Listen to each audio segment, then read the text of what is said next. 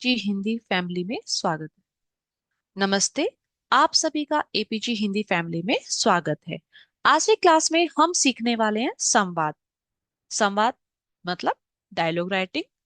और सिंपल भाषा में हम बोल सकते हैं कि जो हम बातचीत करते हैं वही हम आज क्या है, लिखना कैसे है उसके बारे में जानकारी प्राप्त करेंगे। देखो, संवाद का मतलब हम पहले समझ लेते हैं कि संवाद जो शब्द है वो किससे बना बना है। सम प्लस वाद ना, संवाद जो शब्द है, सम मीन्स जो उपसर्ग है, और वाद का मतलब होता है बातचीत। इसका मतलब होता है ठीक से बोलना या कहना।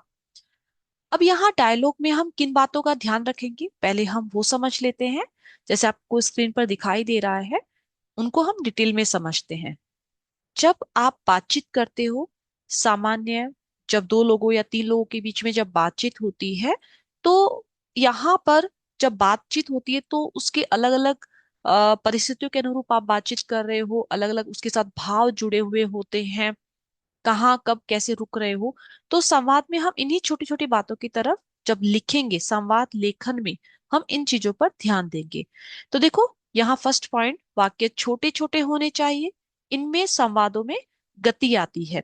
तो कभी कभी बच्चे क्या करते हैं, यहाँ पर बहुत ज्यादा बड़े बड़े सेंटेंस बनाने की कोशिश करने के चक्कर में क्या करते हैं, वो बहुत ज्यादा गलतियां कर देते हैं, और कभी कभी उनके सेंटेंस का, उनके वाक्य का कोई मीनिंग ही नहीं बन पाता है, अर्थ ही नहीं समझ में आता है।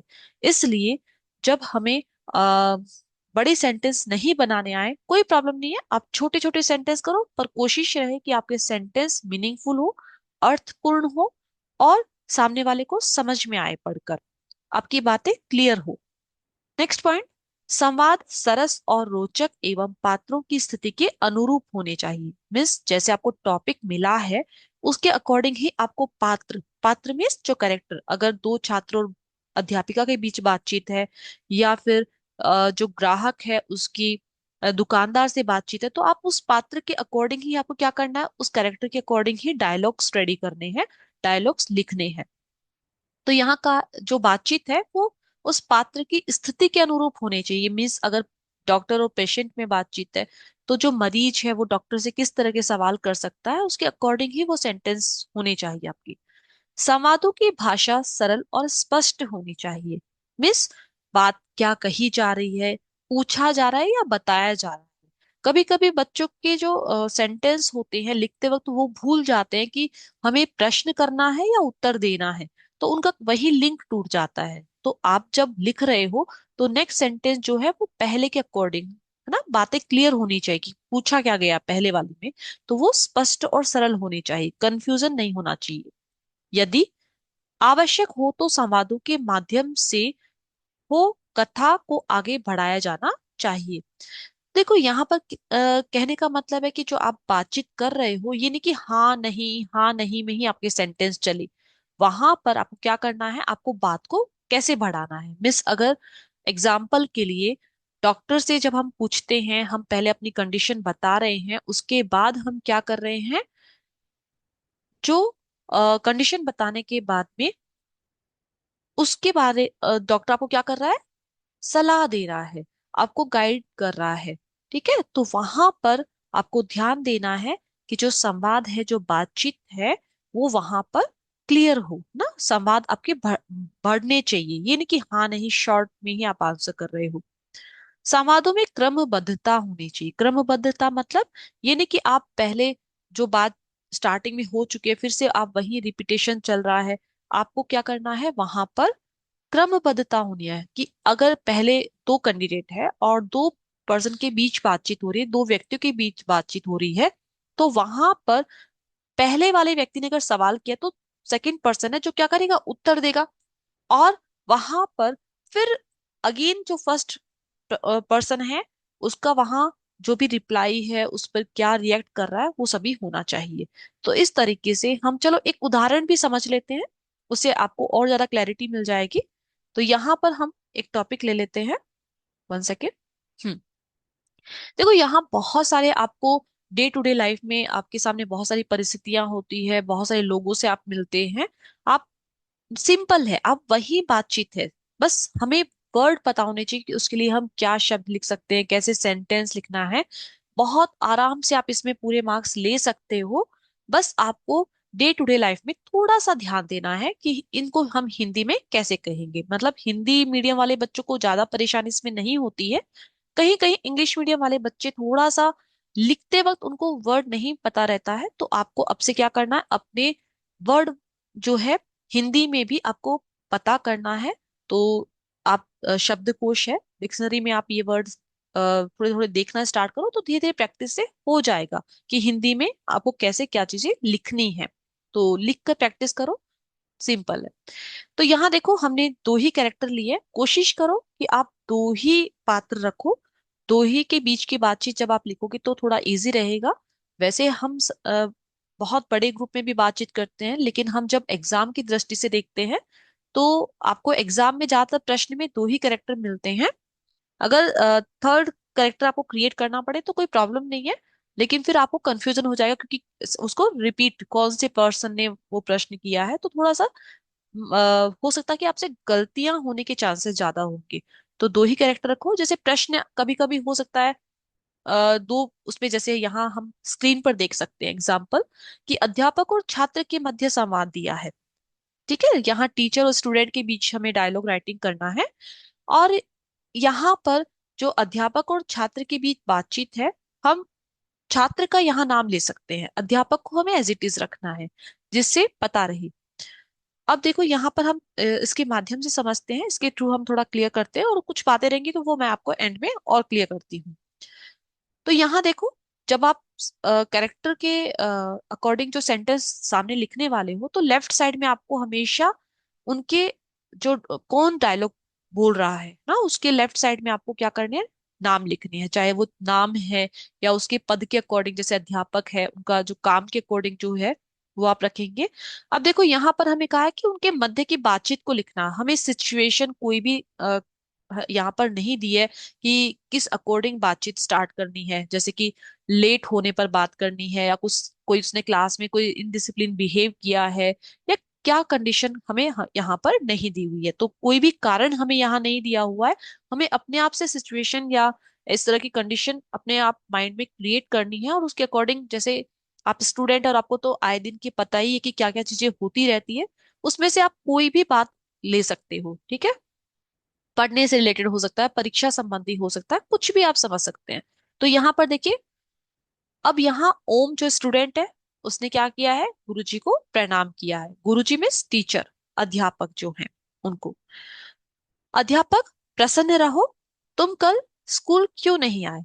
तो आप जैसे क्लास में टीचर आते हुए आप नमस्ते बोलते हैं, या अलग अलग स्कूल में अलग अलग हो सकता है, गुड मॉर्निंग है या ना, तो वहां पर उसी तरह उसने विश किया और अध्यापक ने उसे कहा खुश रहो, जैसे कि आपको टीचर गुड मॉर्निंग रिप्लाई करते हैं और फिर है ना बैठने के लिए, तो वो सभी चीजें हुई है वहां। तुम कल स्कूल क्यों नहीं आए। अब यहाँ जैसे ही हम स्टूडेंट से मिलते हैं और स्टूडेंट अगर एब्सेंट था, नहीं आया था, तो हम उसे पूछ लेते हैं कि क्यों नहीं आए थे। तो देखो यही इसी चीज को आगे उन्होंने लिया है डायलॉग राइटिंग के लिए, संवाद लेखन के लिए। अब ओम जो स्टूडेंट है वो बताता है कि गुरुजी, अब देखो यहाँ पर आप ध्यान दोगे तो विराम चिन्हों का प्रयोग किया है ना, तो हम जब बोलते हैं तब कहाँ कितना कैसे रुकना, वो हम अपने अकॉर्डिंग, सामने वाले के अकॉर्डिंग गैप लेते हैं, रुकते हैं। वैसे ही हमें लिखने में इन विराम चिन्हों का उसी अनुसार, उसी के अकॉर्डिंग इस्तेमाल करना होता है। तो आपको विराम चिन्हों की जानकारी भी होनी जरूरी है। तो यहाँ पर आपको इसके बारे में ध्यान रखना है कि कब कॉमा, अल्प विराम का प्रयोग करना है, कब पूर्ण विराम का यू इस्तेमाल करना है, और कब प्रश्नवाचक या फिर ब्रैकेट है, कोष्टक है, या योजक चिन्ह है, इन सब का इस्तेमाल करना है। नेक्स्ट देखो यहाँ, ओम, गुरुजी कल मेरी माताजी की तबीयत बहुत खराब हो गई थी, मैं उन्हें डॉक्टर के पास ले गया था। अध्यापक, अब यहाँ पर देखो ध्यान दो कि एक टाइम अगर ओम का सेंटेंस है तो दूसरे टाइम अध्यापक, फिर ओम का है, फिर अध्यापक, तो इसी तरह से आपके होने चाहिए। कंटिन्यूअस ओम के दो सेंटेंस नहीं होने चाहिए, या अध्यापक के। अगर वो बात बोल रहा है तो उसका कंटिन्यूटी वहां रहेगी, लगातार उसका वहां सेंटेंस रहेगा, अलग से आप दो बार नाम नहीं डालेंगे। अध्यापक, यह तो तुमने अच्छा काम किया, माता पिता की सेवा करना तुम्हारा कर्तव्य है। तो यहाँ पर आप देखो गुड मैसेज दे सकते हो इस तरीके से, जैसे अध्यापक के थ्रू यहाँ पर एक अच्छा मैसेज दिया गया है कि हाँ, माता पिता की सेवा करना हमारा क्या होना चाहिए, कर्तव्य होना चाहिए, हमारी रेस्पॉन्सिबिलिटी है वो। ओम। गुरुजी, यह सब आपकी शिक्षा का प्रताप। तो ये क्रेडिट जो स्टूडेंट है उसको किसने, उसने किसको क्रेडिट दिया है, अध्यापक को ही दिया है। अब अध्यापक देखो क्या कह रहा है, कल एक सूचना प्रसारित करके ग्रीष्मावकाश में निरक्षरों को पढ़ाने के लिए नाम मांगे गए थे। क्या तुम भी यह काम करना चाहोगे? तो यहाँ पर जो ग्रीष्मावकाश का मतलब होता है जो समर हॉलीडेज है, तो यहाँ पर सूचना, सूचना मीन्स एक न्यूज, एक इंफॉर्मेशन दी गई थी, प्रसारित की गई थी, मीन्स अनाउंस की गई थी कि जो अनएजुकेटेड पर्सन है उनको एजुकेट करने के लिए, उन्हें पढ़ाने के लिए कुछ स्टूडेंट के नाम लिए गए थे। क्या तुम भी उसमें अपना इन्वॉल्वमेंट या तुम उसमें पार्टिसिपेट करना चाहोगे, उस काम में कुछ हेल्प करना चाहोगे? ओम। गुरुजी, यह तो एक अच्छा कार्य है। मैं इस अभियान में इस प्रोग्राम में अवश्य भाग लेना चाहूंगा। मिस, मैं भी इसमें अपना जो भी एफर्ट होगा देना चाहूंगा, अपना जो भी सहभागिता है वो कार्य को करना पसंद करूंगा। कृपया मेरा नाम भी लिख लीजिए। तो देखो यहाँ रिक्वेस्ट करते हुए, तो इस तरह के आपको अच्छे शब्दों का इस्तेमाल करना है। कभी दो मित्रों का जब हम डायलॉग देखते हैं तो कभी कभी बच्चे इस तरह से अपशब्द या बैड वर्ड्स यूज करते हैं। तो आपको क्या नहीं करना है, यहाँ पर किसी भी गलत भाषा का, किसी भी गलत वर्ड का इस्तेमाल नहीं करना है, किसी भी इस तरह के वर्ड को यूज नहीं करना जिसको पढ़कर क्या लगे, किसी को बैड फील हो या खराब लगे। इस तरह से आपको इसमें ध्यान रखना है। संवाद लेखन में आपको अच्छी बातें लिखनी है। वैसे आप हैं ही अच्छे, सभी में अच्छे विचार होते ही हैं, लेकिन लिखते वक्त भी इन बातों का ध्यान रखना है। अध्यापक, ठीक है, मैं तुम्हारा नाम उस सूची में लिख लेता हूँ। अब यहाँ पर देखो, यहाँ जब आप डायलॉग राइटिंग लिख रहे हो तो देखो कितने अच्छे तरीके से इसका एंड हुआ है कि उन्होंने कहा कि हाँ, मैं भी तुम्हारा नाम लिख लेता हूँ उस लिस्ट के अंदर, और यहाँ पे ये डायलॉग राइटिंग कंप्लीट होता है। अब डिपेंड करता है देखो आपको कितने सेंटेंस लिखने हैं, किस क्लास के लिए है, कितने मार्क्स के लिए है। अगर 3 मार्क्स के लिए है तब इतने डायलॉग्स काफी है। अगर वही आपको 4-5 मार्क्स के लिए, तो थोड़ा क्वांटिटी आपको बढ़ाना चाहिए। मैंने यहाँ एक सैंपल आपको बताने के लिए लिया है, तो कुछ कम सेंटेंस लिए हैं। आप इसी कोई और ज्यादा बढ़ा सकते हैं, जैसे कि मैक्सिमम आप 6-7 सेंटेंस पर पर्सन ले सकते हैं, डिपेंड करता है उनके सेंटेंस कैसे हैं। तो आपको टाइम लिमिट का ध्यान रखना है। पर पर्सन एटलीस्ट 4-5 तो होना ही चाहिए। और टोटल आप समझ सकते हैं कि 12-14 सेंटेंस इनफ है। जैसे एक पेज आप क्वांटिटी अगर आप देखें तो एक पेज हो सकता है, 1.5 पेज। हैंड राइटिंग के ऊपर भी डिपेंड करता है आप कितना स्पेस देकर लिख रहे हो, कैसे लिख रहे हो, लिखने के तरीके पे भी डिपेंड करता है। तो 1 पेज तो होना ही चाहिए, और 1.5 पेज भी आपका हो सकता है 5 मार्क्स के लिए। और यहाँ पर आपको ध्यान रखना है किन किन चीजों का। जब आप कोई इमोशंस दिखा रहे हैं, कोई आप किसी के भावों के बारे में बता रहे हैं, तो उनके लिए आप ब्रैकेट का भी इस्तेमाल कर सकते हैं। मैं उसके लिए और भी आपके लिए वीडियो बनाकर लेकर आऊंगी, क्योंकि यहाँ हमने सिर्फ बिना रीजन वाले जो संवाद लेखन है उसके बारे में हम बातचीत किया, और एग्जाम में किस किस तरह से प्रश्न आ सकते हैं उसके बारे में भी मैं और वीडियो लेकर आने वाली हूँ। आप और वीडियो इसके लिए चाहते हैं और किस किस रीजन पे संवाद चाहते हैं, तो आप मैसेज कर सकते हैं। और क्लास वाइज आपको कैसे चाहिए वो भी आप मैसेज कर देंगे, तो मैं उसके अकॉर्डिंग आपके लिए वीडियो बना दूंगी। तो यहाँ पर आप अपने आप से भी प्रैक्टिस करो, डॉक्टर और रोगी के मध्य संवाद। तो आपको पेशेंट और डॉक्टर के मध्य डायलॉग राइटिंग लिखना है।